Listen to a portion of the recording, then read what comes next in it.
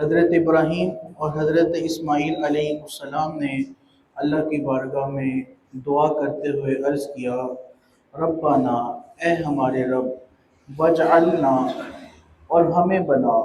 یہ تثنیہ کا صیغہ ہے۔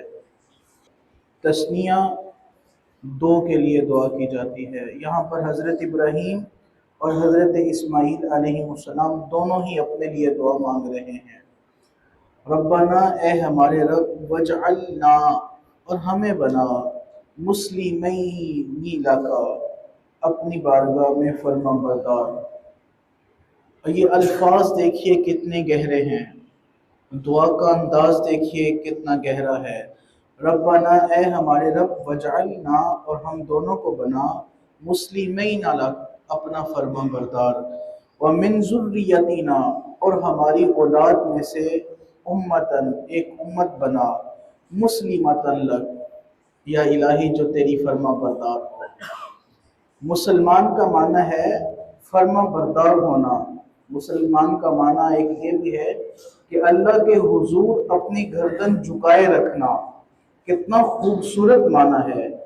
اور دیکھیے ذرا، تفکر و تدبر کیجئے، پہلے دعا مانگی، یا باری تعالیٰ ہمیں اپنا فرما بردار بنا، اور پھر دعا مانگی، الہی ہماری اولاد میں سے ایک امت بنا، ایک امت ہو، اور کیسی ہو، وہ بھی تیری فرما بردار ہو، تیرے حضور گردن جھکائی رکھے۔ پھر عرض کی، وَأَرِنَا، اور ہمیں دکھا، مناسکنا، عبادت کا طریقہ، وَتُبْ عَلَيْنَا، اور ہماری طرف رحمت کے ساتھ رجوع فرما، إِنَّكَ أَنْتَ التَّوَّابُ الرَّحِيمُ، بے شک یا الہی تو بڑا توبہ قبول فرمانے والا اور رحم فرمانے والا ہے۔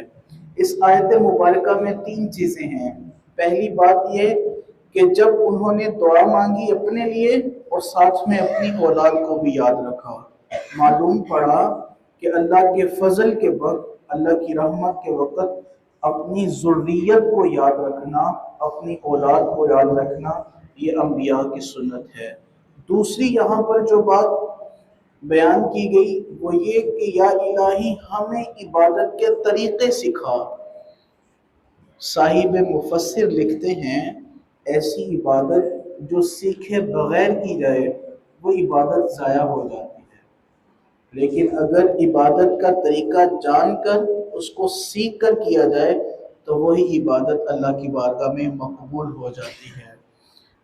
ہمارے ہاں لوگ عبادت کا طریقہ سیکھنے اور عبادت کا طریقہ جاننے میں شرمندگی کا مظاہرہ کرتے ہیں۔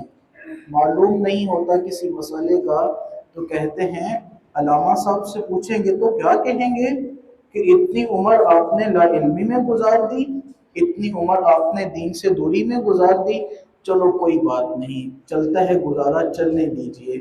تو یہ یہاں پر دیکھیے، عبادت کا طریقہ سیکھنا یہ انبیاء کی سنت ہے، اور وہ خود دعا کرتے ہیں، یا پروردگار عالم ہمیں عبادت کا طریقہ سکھا۔ عبادت کے طریقے کو سیکھ کر عبادت کی جائے تو وہی خالق کائنات کی بارگاہ میں مقبول و منظور ہوتی ہے۔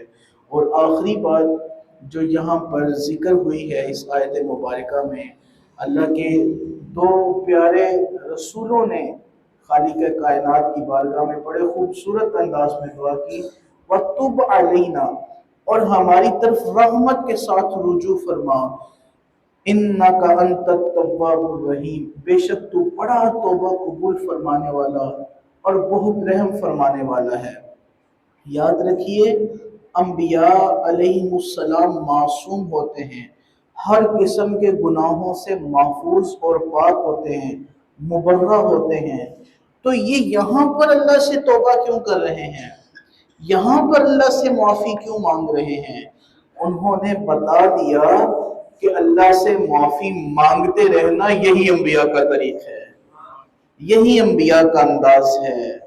اور اللہ کے حضور گردن جھکا کر کے رکھنا، کعبۃ اللہ کے احاطے میں جانا، اور وہاں پر جب پہنچنا تو وہاں پر جا کر اللہ سے دعائیں مانگنا، یہ انبیاء کی سنت ہے، نہ کہ وہاں پر موبائل نکال کر سیلفیاں بنانا انبیاء کی سنت ہے۔